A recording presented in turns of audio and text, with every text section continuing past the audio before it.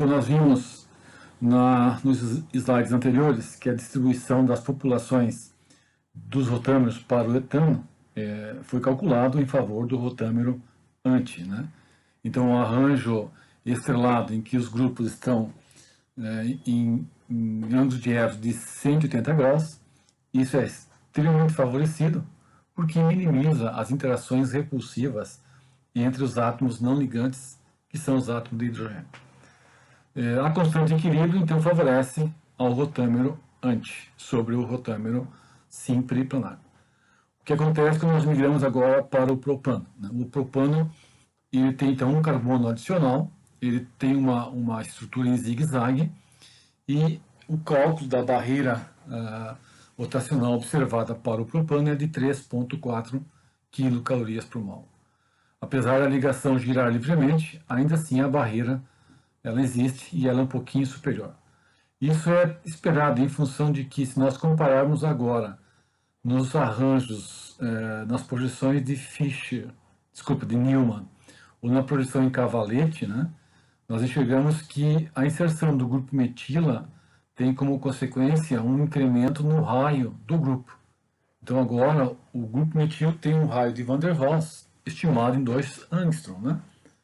E se nós colocarmos os dois substituintes coplanares, como é o exemplo aqui na projeção cavalete, nós vamos observar claramente que nesse espaço conformacional, as duas esferas elas não têm como se ajustar de modo ideal, né?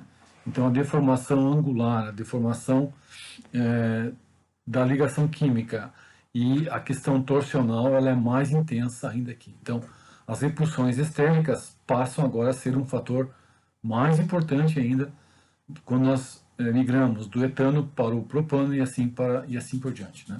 Então o incremento na energia, na barreira de conversão de um rotâmero para o outro é mais ainda de natureza estérica, quer dizer, o aumento do volume. O perfil conformacional entre as duas conformações fica muito parecida com o do etano. Os máximos de energia correspondente à estrutura mais instável e os mínimos de energia à estrutura mais estável. Então, quando nós giramos em certos ângulos de edros de 0, 60, 120, 180 e assim por diante, nós vamos obter os máximos e os mínimos.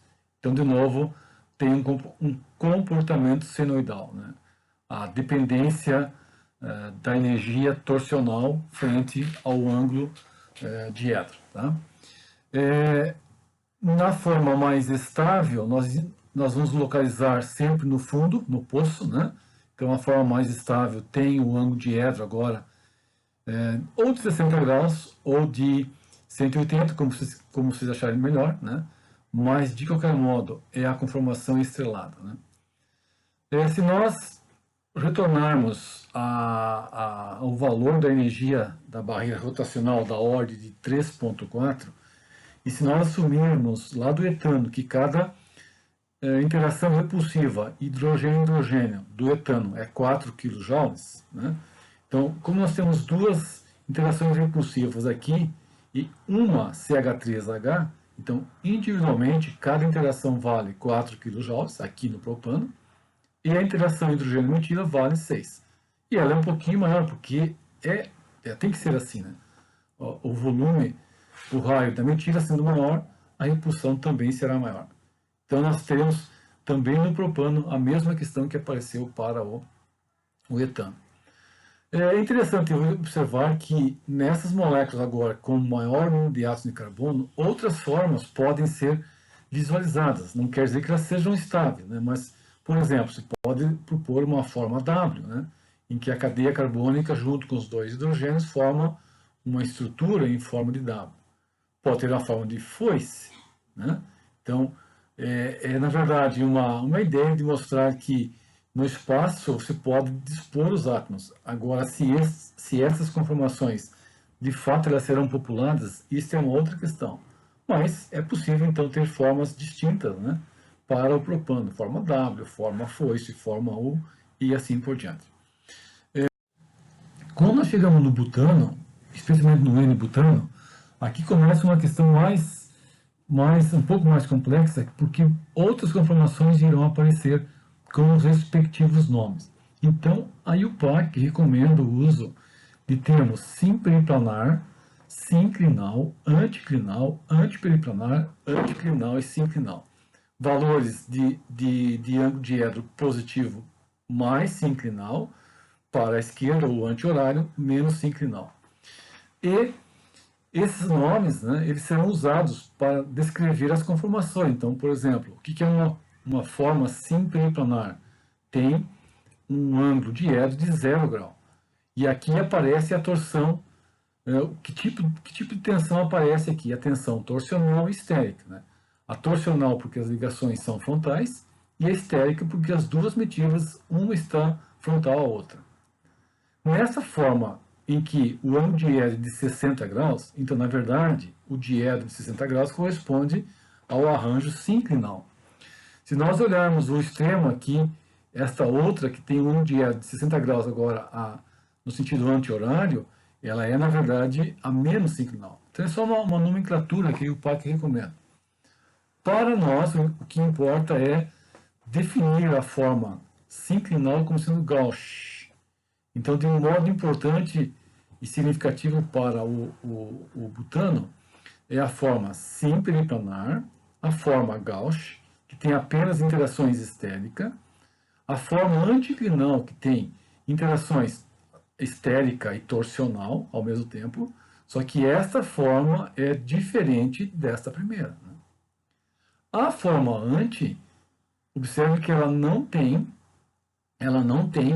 nenhuma repulsão estérica entre as metilas, porque não estão em lados opostos. Então, a forma anti tem ausência das interações, sejam elas torsionais ou estéricas. Né?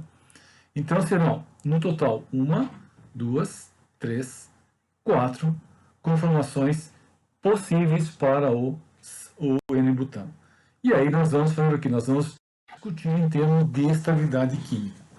Para o caso do N-butano, nós consideraremos a ligação C2-C3. Essa ligação C2-C3, ela que irá girar. E a partir do giro, em certos ângulos, nós vamos obter as 4 conformações. O que é mais relevante, né? A forma mais instável do N-butano é esta aqui que está no extremo à esquerda e no extremo à direita, em que o ângulo diedro das duas metilas é de 0 grau. Então, nós vamos rotacionar 60 graus para obter a conformação que está agora no posto de energia próximo a 1. Depois, nós rotacionamos mais 60 graus e sobe a energia, vem para essa conformação que tem um ângulo diedro agora entre as metilas de 120 graus. E, por fim, rotacionamos mais 60 graus e colocamos as duas metilas em lados opostos. Então, o que acontece? Nós vamos replicar do lado direito exatamente o mesmo perfil. Né? Então, o máximo de energia está em 0, depois um valor mais abaixo próximo a 4, mais abaixo próximo a 1 e a mais estável em 0. Então, essas diferenças de energia significa que nós temos para o butano 1, 2, 3, 4 níveis de energia que as moléculas podem popular. Naturalmente, as moléculas irão preferir os de menor energia. Então, é possível que a forma gauche se interconverte para a forma anti, passando por esta forma que é mais tensionada. Mas não é a mais tensionada, é uma das tensionadas. Isso aqui tem que ficar bem claro, né? Eu uso um exemplo, especialmente aqui no butano, uma situação seguinte: você imagine uma toalha que está completamente estendida numa mesa, né, sem nenhuma rugosidade. Então, essa superfície ela tem uma energia em todos os pontos que é exatamente igual à mesma. Né? É uma isosuperfície, uma superfície que tem a mesma energia em qualquer ponto. Se eventualmente nós enrugarmos em 4 ou 5 pontos dessa toalha, nós iremos criar 4 ou 5 cavidades. Né? E essas cavidades terão profundidades distintas, umas mais profundas e outras menos. E se agora nós imaginarmos que as moléculas podem ocupar essas cavidades, então naturalmente as moléculas irão ocupar ou irão popular as cavidades mais profundas e lá ficarão por mais tempo, né? É isso que acontece no N-butano. Então, do ponto de vista estérico, essas duas aqui, essa aqui à esquerda e essa aqui à direita, são as duas idênticas em energia, né? Elas não são, de fato, populadas pelas moléculas do butano. Por quê? Porque é difícil o ajuste das ligações quando as duas mentiras estão no mesmo plano, ou quando as duas mentiras são coplanares, né? Então, o mais importante aqui é discutir como que se dá a conversão da conformação Gauss, né, que tem um ângulo de 60 graus, para a conformação antiperiplanar. À minha direita, eu tenho aqui um desenho no modelo bola palito, né, em que nós mostramos os carbonos em verde e vermelho, as duas metilas nos extremos, na forma antiperiplanar, com a cadeia totalmente estendida, né? E mais à direita, as duas metilas, verde e vermelha, na forma Gauss, em que, apesar da repulsão estérica, as ligações carbono-carbono-carbono-carbono, elas não são frontais.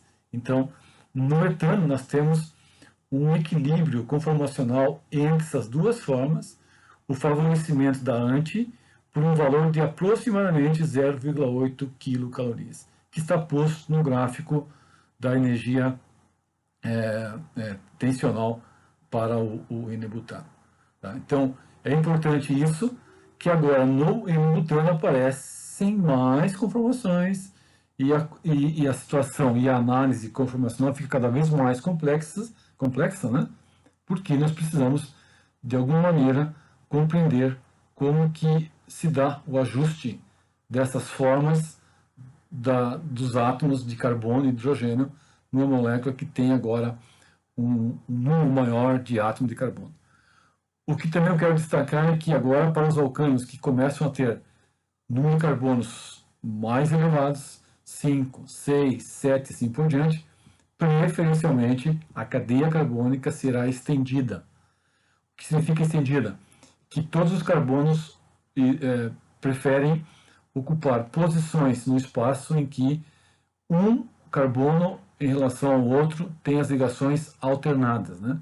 Esta forma alternada eu chamo de zigue-zague, que nada mais é do que a forma antiperiplanar de todos os átomos de carbono, ok?